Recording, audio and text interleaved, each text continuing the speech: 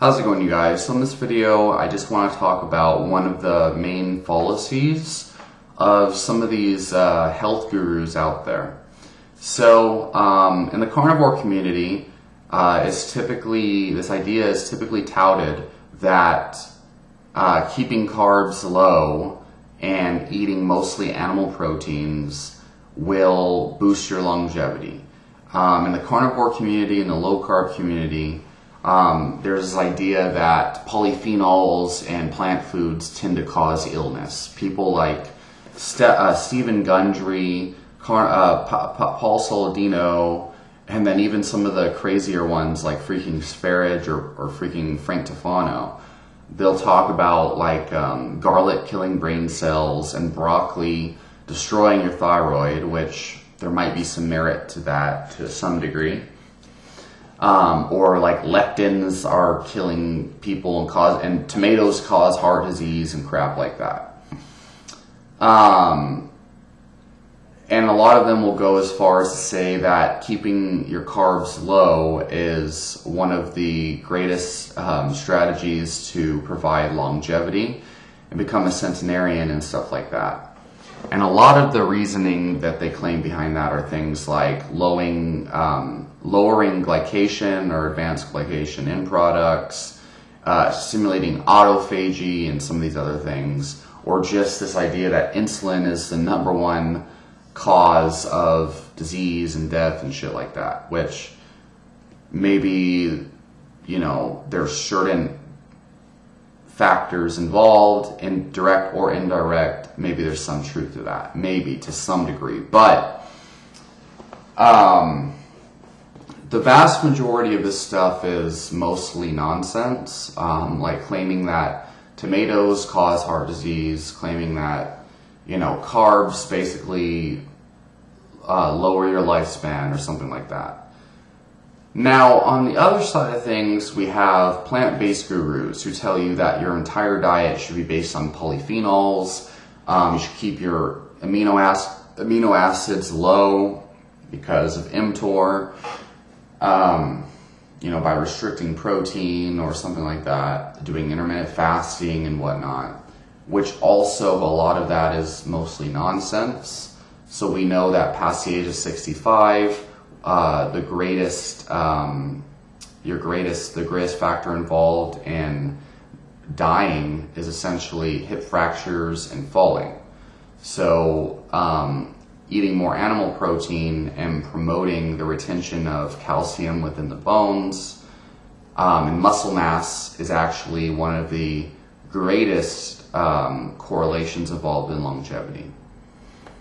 And so obviously plant-based people say that you don't need animal protein in order to do that, but I don't really care.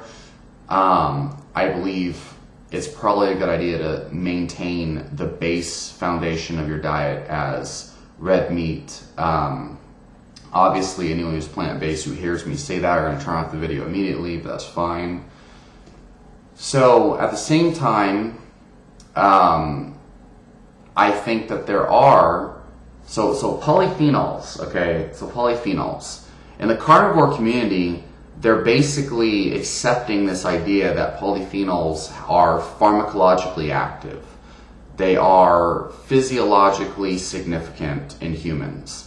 When you consume certain saponins in plants like ginseng or gynostemma, there is a lot of really great evidence, including 5,000 years of observation from Chinese medicine and some of the cultures that consume them, that gynostemma and ginseng has unique saponins, which have now been identified by modern science, that promotes longevity.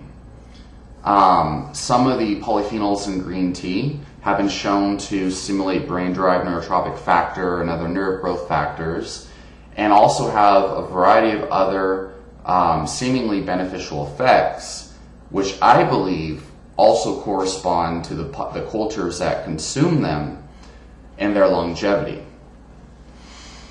You'll have some of these people like Paul Saladino claiming that the polyphenols in green tea, epicatechin gallate, directly damage DNA and therefore are potentially carcinogenic and are not our friends, and they don't have beneficial hormetic effects and stuff like that. But, you know, it's kind of like when you take that belief and you run with it, you're kind of completely ignoring the fact that the populations who actually consume green tea and these high polyphenol diets freaking live the longest. And I'm not telling you that you have to eat exactly like them to live that long or anything like that. I'm just saying, if green tea and these polyphenols are really that bad, then clearly we would not see the populations who eat the most of them living the longest. We would see the exact opposite. And you can say, oh, there's other reasons why these populations of people live so long. Like healthy user bias. They exercise more, they eat less calories, or whatever. They eat less fructose, is what some will say. But the fact is, even if that was the case, we would see, just like with cigarettes and smoking, that the increase in foods like green tea or even broccoli consumption would negate the benefits otherwise. And these people who eat the most broccoli or drink the most green tea would not be living the longest, would not be having the least amount of disease in their cohorts or in their groups, in their populations. So it seems illogical or irrational to conclude that these polyphenols and these lectins and things are actually killing people. And coming from someone who kind of was buying into that for a while, I believe the only way you can really buy into that stuff is if you really want to kind of like be a part of a tribe. You want to be a part of a community. You want to be a part of a dogmatic team, like Team Carnivore, you know, like Stephen Gundry and whatnot. And you want some kind of complicated, sciencey explanation for why carnivore is the best diet or whatever. And so, or keto is the best diet. And so you read these gurus' books and then you try to act like you know some scientific mumbo jumbo, when in reality the vast majority of that stuff is unfounded. It's overcomplicated for the purpose of confusing the layperson.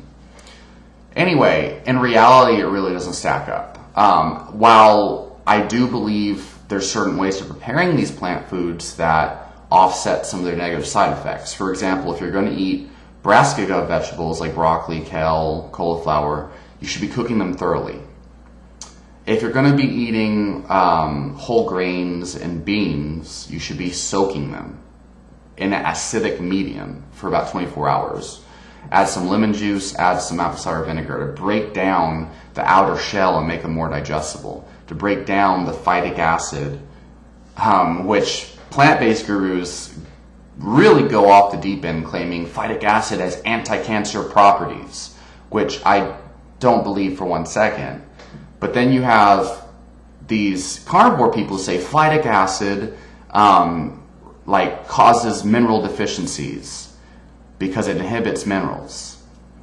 When in reality, it seems more so that phytic acid might inhibit the absorption of certain minerals, and for some people, like people who have genetic hemochromatosis, it can prevent iron overload, but it might also maybe prevent some of the absorption of the magnesium from some of these foods.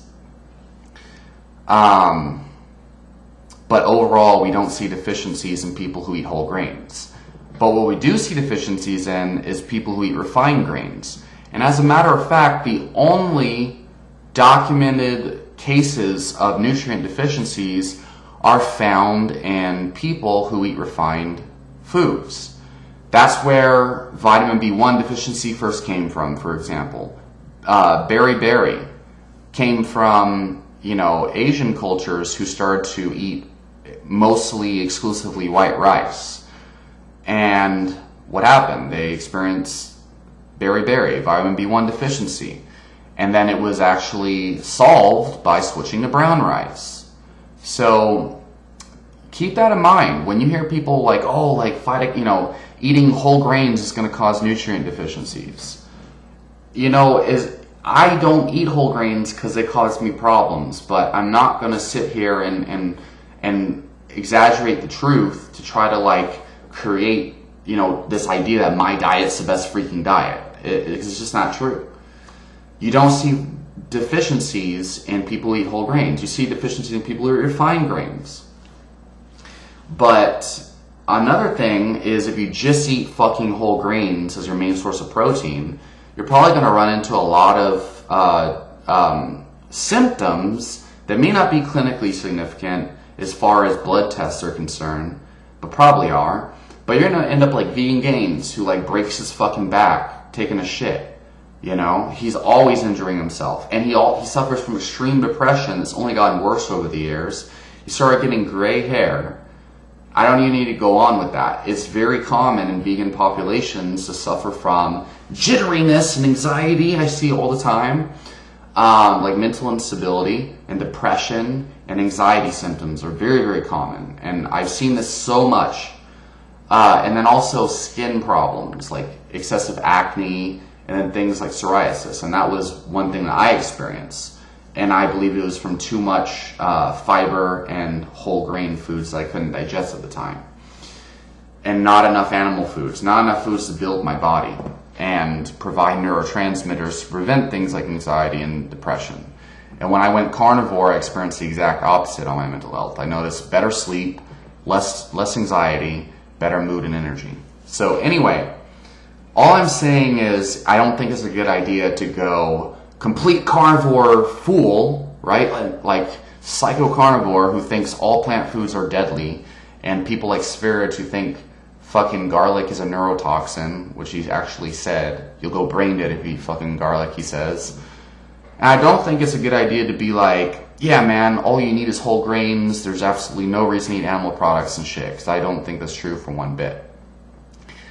I think the diet needs to be individualized based on what symptoms you actually have. So whole grains are probably not bad.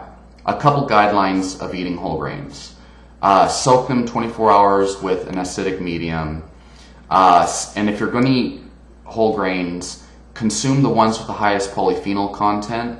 So, for example, black rice, forbidden rice, actually has the polyphenol that seems to be very similar to the polyphenols found in grapes as well as blueberries that seem to increase brain neurotropic factor and are very beneficial for things like anxiety and mood and cognitive function as you get older.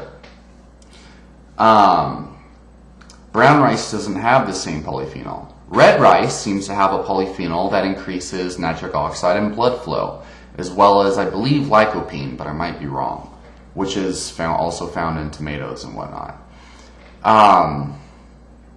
And then other things like, you know, whatever. So you get the picture. Consuming the grains that provide the most benefit. But at the same time, if you don't have a lot of money, you should probably be focusing your money on animal foods, because those, I believe, provide the most nutrients, especially bang for your buck. There's plenty of people who reverse all sorts of disease and feel better than they ever have in their life by eating only animal foods. And if you're low on money, that's probably a better option than just eating nothing but fucking whole grains and whatnot. Because while it's cheaper source of protein, it's also the one that tends to cause the most problems. Most of the nutrients found in these grain products tend to have low bioavailability, low digestibility, and don't provide the same nutrient bang for your buck as animal foods. And people who try to live exclusively on brown rice and beans tend to not be able to do so well for very long. But people who eat exclusively red meat, on the other hand, tend to do just fine. Other than the side effects of ketosis, which are only side effects for the first couple of weeks in people who don't eat enough salt. So, and that's a huge problem. Anyway, so here's the other thing, is that people who eat exclusively meat so most populations who eat mostly meat, from what I've seen, and don't hate me for this, low carb populations, low-carb health gurus, meat-based populations and whatnot tend to live to about 70 or 80, which is about the average lifespan. And they can live to that long relatively healthfully without the need for pharmaceutical intervention. Whereas populations that eat a balanced diet full of things like green tea and some of these other polyphenols, as well as high amounts of animal fat, organs, and animal foods, tend to be the ones who live to the 90s and the 100s. So what I think is going on is I think animal foods are a basic human need, but I think that the normal healthy lifespan for a human is probably about 80. But I think that there's certain polyphenols found in some plants, like ginseng, like astragalus, reishi mushroom, cordyceps, green tea, goji berry tea specifically, gynostemma, and the list goes on. I think there's certain compounds in these plants that work like pharmaceuticals, basically, as health tonics to build the energy and build immunity and lifespan over time. And so if you consume some of these polyphenols, I'm not saying all polyphenols, I'm just saying there's specific polyphenols in some plants that are probably responsible for some of these people, these populations living a long time. Some of the foods, I think, like I already mentioned most of them, but things like green tea, maybe an unpasteurized, raw, high-quality red wine, and grapes, and the highest quality unpasteurized olive oil, probably boost lifespan. There's probably something very protective and health building, not disease preventing, but health building about these plants. And I think the best thing to look into and research to really understand this philosophy is Chinese medicine. You know, there's over 5,000 years of observation and experimentation with different herbs to boost longevity, and they've seen, like, for example, gynostemma. And the population of people, the town that consumed gynostemma where it grew, as well as the animals that feasted on the plant, they had exceptional longevity, living into their hundreds, whereas the surrounding areas did not. And the main difference between the populations that lived that long and did not in the surrounding areas was that the ones who lived the longest were eating gynostemma or drinking gynostemma tea. And you'll see a lot of like stories like this in Chinese medicine, and that talk about longevity being caused by eating some of these selected tonic herbs. And this is what you want to be looking at to see if a plant is beneficial or not, is if it has like a tonic boosting effect or not. And that's why I select the certain foods that I do, and I advocate some of the plants that I do, and then I don't eat some of the other ones. I do not believe that broccoli has a tonic effect the way that goji berry tea might, or the way that, you know, maybe black rice does for some of the people that eat it. I don't believe that broccoli sprouts or fucking spinach or whatever has a tonic effect or the health boosting effect that gynostemma tea or ginseng has. And I definitely don't think it provides anywhere close to the amount of nutrients that red meat does or liver does. I don't see a point in eating fucking broccoli, but you might. I don't believe that I get the vitamin C or the magnesium or anything from those. I also don't believe that the anti-nutrient content, you know, causes deficiencies like some people say, but I just don't believe I'm getting any nutrients from those plant foods. But when I consume ginseng, or if I consume bananas, or if I consume, you know, green tea or gynostemma tea, that's a whole nother story. I see that I'm actually gaining benefits from it, and usually I could feel a health boosting effect within the first hour of consuming it. I feel the buzz that green tea gives me. I feel the relaxation green tea gives me. I feel a boost in vigor if I consume bananas, you know, strategically around my workouts and things. But I don't feel good at all when I eat fucking spinach or kale smoothies or whatever, I feel gassy, bloated, brain foggy. You know, maybe a little bit refreshing if it's cold. That's because my intestines are being cooled off. It has nothing to do with the nutrients supposedly found in those things. So, you know, in yerba mate, you know, I feel a tonic effect of that. So anyway, there are pharmacologically active properties of some of these foods. And yes, some pharmacologically active compounds of plants can be negative. They're the alkaloids, like what is it, in the nightshade plant or whatever, you know. There's poisonous alkaloids, but there's also beneficial alkaloids, like, you know, caffeine, I believe, is beneficial if consumed in a whole plant food in responsible dosages. I do believe there's a hormetic effect. I believe hormesis from plant foods, from some plant foods, is one of the main reasons why centenarians live as long as they do. They may not realize it, but they're probably they're doing something that has a hormetic effect. I think that is absolutely accurate. And I think if you start to view the foods you eat in this way, and then also the activities you participate in this way, that you're building strength, you're strengthening your body, you're building immunity, you're building health, you're building happiness. You focus on that, and you will see progressive gains and benefits in your life over time. But if you focus on, oh shit, I don't want to eat fructose because it might overload my liver, or like I don't want to eat freaking meat because saturated fat will clog my arteries, like, you're probably gonna end up causing some imbalances over time. So, basically what I'm saying is plant foods are not necessarily deadly, and a lot of them are probably beneficial, but plant foods should not be the base of your diet. I don't believe being like Joel Furman and eating mostly fucking beans and restricting your protein to inhibit mTOR and like intermittent fasting to promote longevity. I don't think that's a good idea. I don't think looking like Michael Greger, Dr. Greger, is a good idea. I don't think being like freaking Rhonda Patrick and like juicing broccoli sprouts is going to promote longevity.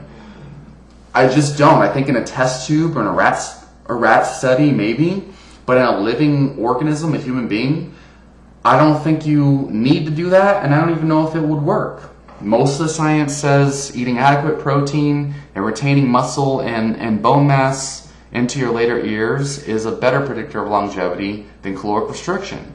I don't think starving yourself is a good idea. I don't think, you know, removing polyphenols is necessary unless you have digestive illness or autoimmune illness. So, yeah.